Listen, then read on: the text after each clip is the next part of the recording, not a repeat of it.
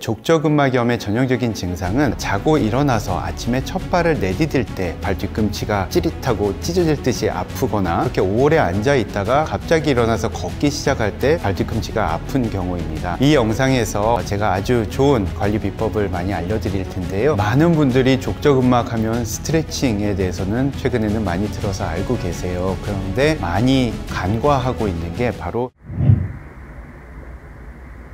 헬스인사이드 구독자 여러분 안녕하세요. 저는 정형외과 전문의 김범수입니다. 유튜브 채널 김범수 교수의 발편한 세상을 운영하고 있고요. 최근에 100세 시대 두발 혁명이라는 책을 출간하기도 했습니다.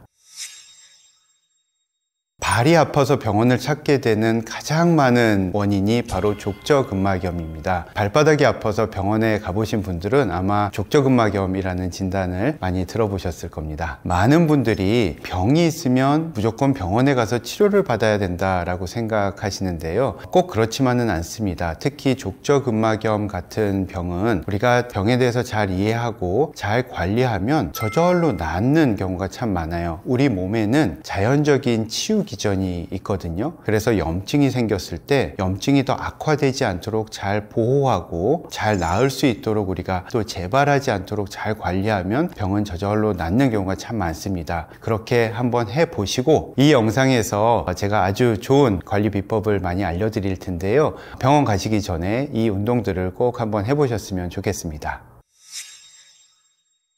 족저근막염이 생기는 원인은 굉장히 다양하게 여러 가지가 있는데요. 가장 중요한 거 두 가지를 꼽으라면 하나는 스트레칭을 하지 않고 살아서이고요. 두 번째는 발에 있는 근육이 너무 약해져서입니다. 첫 번째 스트레칭을 하지 않고 살아서라는 것은 우리 몸은 나이가 들면서 조금씩 뻣뻣해지거든요. 근데 뭐든지 강하고 단단하면 쉽게 부러지고 찢어지기 마련이고요. 부드럽고 말랑말랑해야 오래가는 법이잖아요. 그래서 우리 몸의 조직도 부드럽게 스트레칭을 해서 손상되는 것을 피해야 되는데 살다 보면 바쁘니까 스트레칭을 잘 안 하고 사는 경우가 많고 그러다 보면 뻣뻣해진 힘줄이 손상되는 경우가 발생하게 됩니다. 또 하나는 발의 근육이 약해지는 건데요. 발 안에도 풋코어 근육이라고 하는 굉장히 중요한 발바닥에 잔 근육들이 있습니다. 그런데 근육은 우리가 운동하지 않으면 나이가 들면서 누구나 조금씩 약해지기 마련이거든요. 발에 있는 풋코어 근육도 마찬가지예요. 근데 발의 근육이 약해지면 그 근육이 원래 담당해야 될 역할을 충분히 하지 못하기 때문에 그만큼 그 밑에 있는 족저근막에 스트레스가 증가하게 됩니다. 그래서 풋코어 근육의 약화도 족저근막염의 중요한 원인입니다.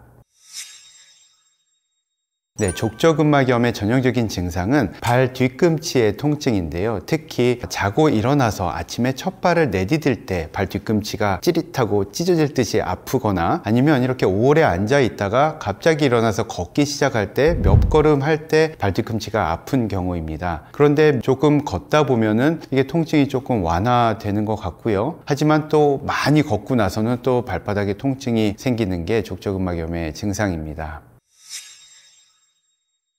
족저근막이라고 하는 것은요, 여러분 우리 발이 우리 몸의 가장 밑에서 우리의 신체를 다 떠받치고 있잖아요. 그리고 매 걸음을 걸을 때마다 이 족저근막은 이렇게 늘어나는 힘을 받게 됩니다. 그런데 족저근막이 만약에 이렇게 종이처럼 뻣뻣하면 걸을 때 이게 당겨지는 힘을 견디지 못하고 쉽게 이렇게 찢어지게 되겠죠. 그런데 만약에 우리가 스트레칭을 많이 하면 이 족저근막이 좀 이렇게 고무 밴드처럼 이렇게 탄성이 생기고 조금 유연해지게 됩니다. 그러면 고무 밴드가 찢어지지 않는 것처럼 우리 족저근막도 그 스트레스를 잘 견딜 수 있게 되고 염증을 피할 수 있는 거죠.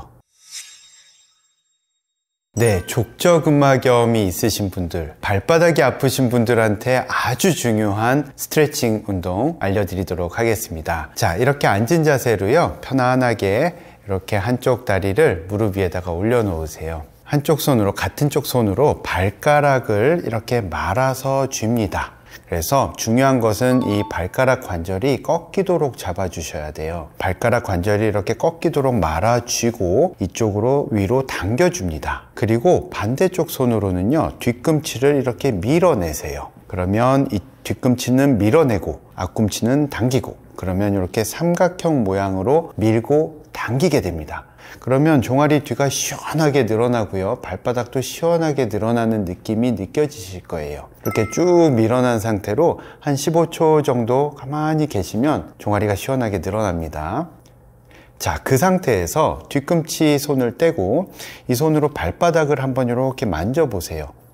그러면 여기 단단하고 두꺼운 질긴 힘줄 같은 것들이, 뻣뻣한 힘줄 같은 게 만져지실 텐데요. 이게 바로 족저근막입니다. 그래서 이 족저근막을 이 뒤꿈치에서부터 앞꿈치까지 쭉쭉 밀어주시면 됩니다. 제가 제일 좋아하는 거는 이 두 번째 손가락의 옆면을 이용해서 이렇게 쭉쭉 문질러 주시는 거예요.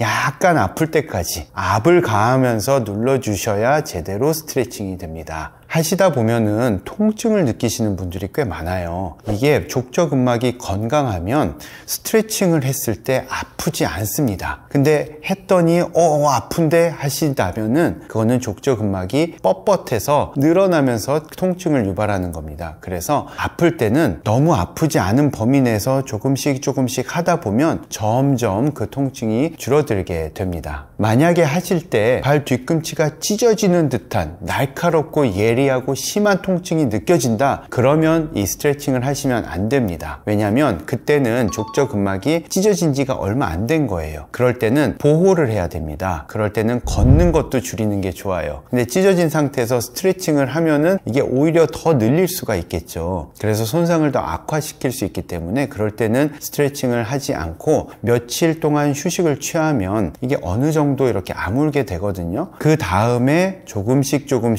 재발 방지를 위해서 족저근막이 부드럽고 유연해지도록 이렇게 스트레칭을 해주시면 됩니다. 많은 분들이 스트레칭은 얼마나 많이 하는 게 좋습니까? 라고 물어보시는 분들이 많은데요. 스트레칭은 많이 하면 할수록 좋습니다. 그래서 족저근막이 있으신 분들은 아침에 기상해서 일어나자마자 일어서서 딛기 전에 침대에 이렇게 걸터 앉아서 단 몇 번만이라도 이렇게 스트레칭을 문질러 주시고 나서 일어나서 화장실 가시는 게 좋습니다. 그리고 이렇게 앉아서 TV 보실 때나 어디 앉아서 기다리실 때, 짬 날 때마다, 틈 날 때마다 해주시는 게 좋고요. 특히 걷거나 운동하기 전에는 스트레칭을 충분히 해주시는 게 좋습니다. 자, 병원에 오신 분들한테 제가 여쭤보거든요. 스트레칭은 좀 하셨어요? 그러면 네, 하긴 했는데 별로 효과가 없는 것 같아요 라고 하시는 분들이 되게 많으세요. 근데 어디 하는 거 한번 보여주세요 라고 하면은 보통 이렇게 해가지고 이렇게 하세요. 이거는 제대로 된 스트레칭이 아니고 그냥 이렇게 마사지 정도밖에 되지 않습니다. 제가 중요한 포인트가 이 발가락 관절을 꺾어 주셔야 돼요. 이 발가락 관절을 꺾어 주셔야 발바닥에 있는 족저근막이 팽팽해집니다. 팽팽해진 상태에서 스트레칭을 해야 이게 늘어나지, 그렇지 않고 그냥 이렇게 이완된 상태에서는 이거는 그냥 문질러도 제대로 스트레칭이 되진 않겠죠. 그래서 꼭 제대로 된 방법으로 하시기 바랍니다.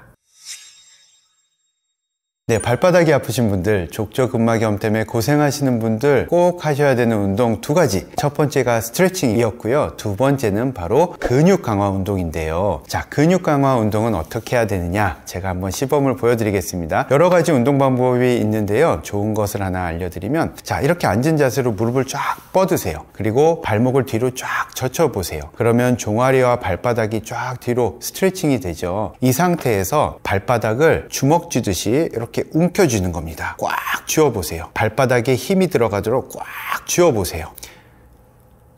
자, 이렇게 되면 발바닥에 있는 근육들이 강화가 되고요. 한 다음에 다시 쫙 펴주시는 겁니다. 발가락 사이사이가 쫙 벌어지도록, 부채살 펴듯이 개구리 발가락처럼 사이사이가 다 벌어지도록 벌리세요. 이거를 계속 반복해서 하시면 됩니다. 자, 다시 해볼게요. 꽉 쥐시고 주먹 쥐듯이 웅크리기, 발바닥 웅크리기. 이렇게 해서 한 5초 정도 버티고요. 다시 쫙 펴기, 펼치기. 이렇게 해서 또 5초 동안 버티세요. 웅크렸다가 꽉 힘을 주면서 버티기, 5초 동안 버티기. 다시 쫙 편 상태로 5초 동안 버티기.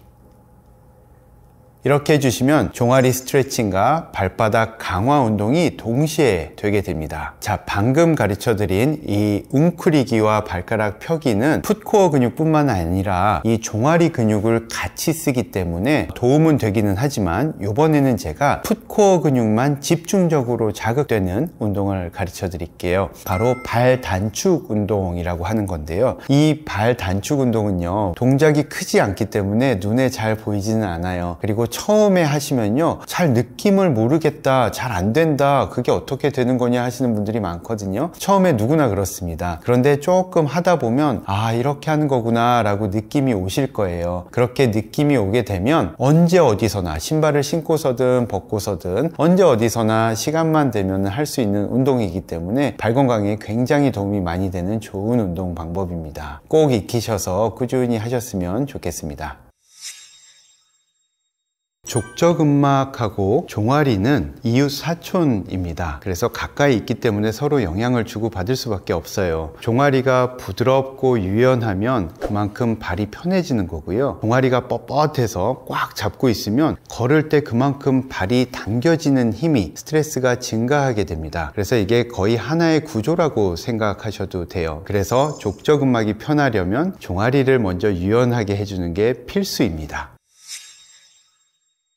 많은 분들이 족저근막 하면 스트레칭에 대해서는 최근에는 많이 들어서 알고 계세요. 그런데 많이 간과하고 있는 게 바로 이 풋코어 근육의 중요성입니다. 발의 근육이 튼튼하고 빵빵하면 족저근막으로 가해지는 스트레스가 그만큼 줄어들기 때문에 풋코어 근육을 튼튼하게 하는 운동도 빼놓으시면 안 됩니다. 네, 이 책은 정형외과 족부 전문의가 알려주는 발건강관리 바이블이라는 부제를 갖고 있는데요. 100세를 넘나들며 살게 되는 100세 시대에 접어들었잖아요. 근데 단순히 오래 사는 게 중요한 게 아니라 건강하게 오래 사는 게 좋은 거잖아요. 그런데 인생의 마지막 10년, 20년을 누워서 지내지 않고 마지막까지 두 발로 걷는 행복을 누리기 위해서는 무엇보다 중요한 게 두 발의 건강입니다. 그런데 중요한 건 우리의 발은 100년을 쓸 수 있게 설계되지는 않았다는 겁니다. 신발이나 타이어도 오래 쓰다 보면은 다 닳아서 못 쓰게 되듯이 우리의 발도 한 5, 60년 정도 사용하다 보면 여러 가지 문제들이 생기게 됩니다. 그런데 너무 방치해서 많이 망가지게 되면 병원에 가서 아무리 비싼 치료를 받아도 낫지 않는 경우들이 많거든요. 그래서 무엇보다 중요한 게 미리미리 발 건강을 챙겨서 관리하시는 게 아주 중요합니다. 그래서 이 책에는 발 건강을 관리할 수 있는 여러 가지 비법들이 가득 담겨 있습니다.